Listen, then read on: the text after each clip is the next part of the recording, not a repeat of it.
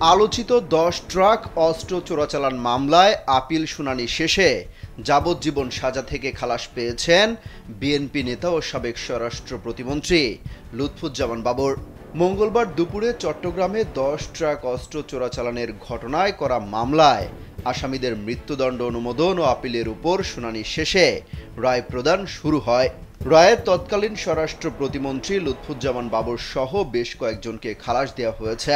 বিচারপতি মোস্তফা জামান ইসলাম ও বিচারপতি নাসরিন আক্তারের সমন্বয়ে গঠিত হাইকোর্ট বেঞ্চ এই রায় প্রদান করেন। তবে তিনি জেল থেকে ছাড়া পাননি। অন্যান্য মামলায় এখনও কারাগারে রয়েছেন।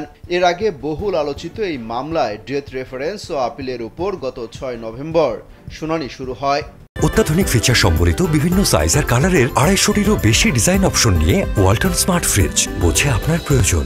রাষ্ট্রপক্ষ প্রয়োজনীয় নথি উপস্থাপনের পর যুক্তি উপস্থাপন করেন। এরপর আসামি পক্ষ যুক্তিতর্ক উপস্থাপন করেন। উভয় পক্ষের শুনানি নিয়ে হাইকোর্ট আজ রায় প্রদান করেছেন। ২০০৪ সালের ১ এপ্রিল মধ্যরাতে চট্টগ্রাম থেকে ১০ ট্রাক অস্ত্র গোলাবারুদ জব্দ করা হয়। পরবর্তীতে সেই মামলায় গ্রেপ্তার করা হয় সেই সময়ের সাবেক স্বরাষ্ট্র প্রতিমন্ত্রী লুৎফুজ্জামান বাবর।